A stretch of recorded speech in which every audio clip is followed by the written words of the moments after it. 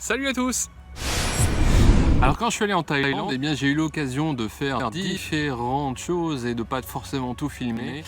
Et je vais partager avec vous ce marché un peu particulier. Celui-là, c'est le marché de Mae Klong.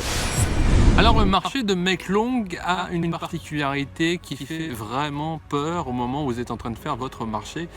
Je vous en dis pas plus, vous regardez cette vidéo, c'est un reportage fait par RMC que j'ai enregistré il y a cela quelques jours et je me suis dit tiens, faut que je le partage, faut que je leur montre ça, vous allez voir, c'est vraiment très sympa à faire.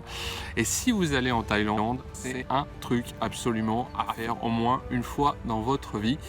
Et puis le deuxième marché que je vous recommande, c'est celui d'Ampawah, le marché flottant.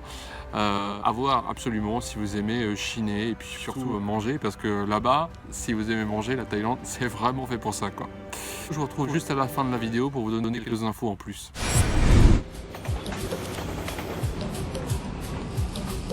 « 9h40 dans les environs de Bangkok. Cet homme est le conducteur du train de banlieue 4381. Sa mission, relier Bangkok à la gare de Mae Klong.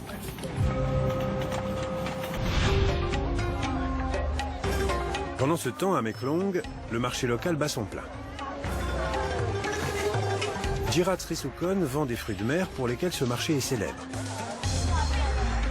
Non loin de là, les affaires sont aussi florissantes pour Wanida Pintong. Ici, on marchande le prix des légumes, des épices et des fruits. Au premier abord, il s'agit d'un marché thaïlandais comme les autres, à un détail près. Celui-ci est installé sur des rails. Et dans 5 minutes, le train 4381 le traversera à l'endroit exact où Jirat et Wanida ont établi leur stand. C'est la ligne de chemin de fer la plus dingue du monde. Un train et un marché qui vont au-devant de la collision. Qui se dégonflera le premier? Les vendeurs du marché de Mae Klong tiennent bon. Il faut dire qu'ils sont là depuis longtemps. Ma famille a été une des premières à vendre ici. J'ai hérité cet emplacement de mon père. Le marché a environ 30 ans. Je tiens ce stand depuis 30 ans. Mais la voie ferrée était là avant eux. Cette voie ferrée a plus de 100 ans. Et le 4381 se rapproche. Plus que 3 minutes avant la collision. Mais personne ne bouge. On a encore le temps, on connaît les horaires. Jusqu'à ce que quelques secondes avant l'impact, le marché s'ouvre comme la mer Rouge. On comprend alors pourquoi les locaux l'ont baptisé Thala Rompup, ou le marché des parasols qui se replie.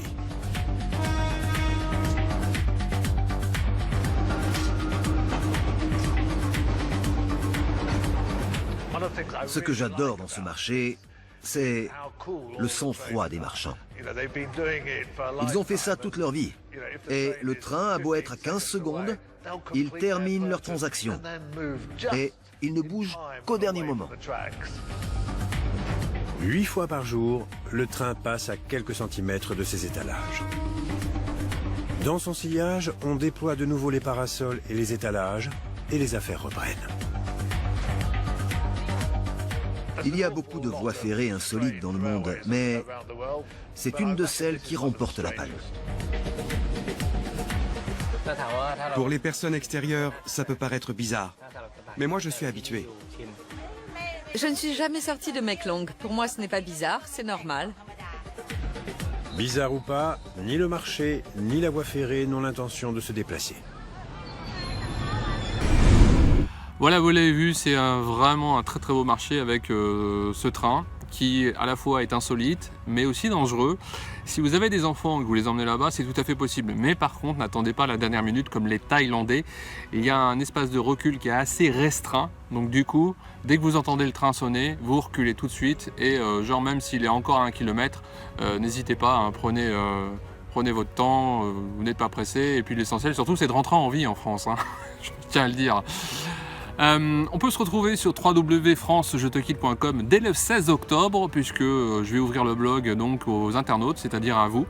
Pas seulement pour lire, mais aussi pour participer. Alors s'il y en a qui ont fait des voyages qui sont absolument magnifiques, si vous êtes un professionnel ou un amateur de voyage, Vous avez envie de me faire part de vos voyages, n'hésitez pas, vous m'écrivez sur www.francejetequitte.com ou bien vous passez par mon adresse mail directe alexandre@francejetequitte.com et vous me faites part de vos expériences et puis j'aurai l'occasion de vous téléphoner ou de vous envoyer un mail pour qu'on puisse discuter, éventuellement faire une petite interview, ce que j'appelle rencontre de voyageurs. Il y a déjà des exemples qui sont sur le compte YouTube, n'hésitez pas à vous abonner aussi. Et puis voilà, c'est tout ce que je peux vous dire. En tout cas, je vous fais tout plein de gros bisous. Et passez un très très bel été en tout cas, et puis une bonne rentrée parce que c'est pour bientôt.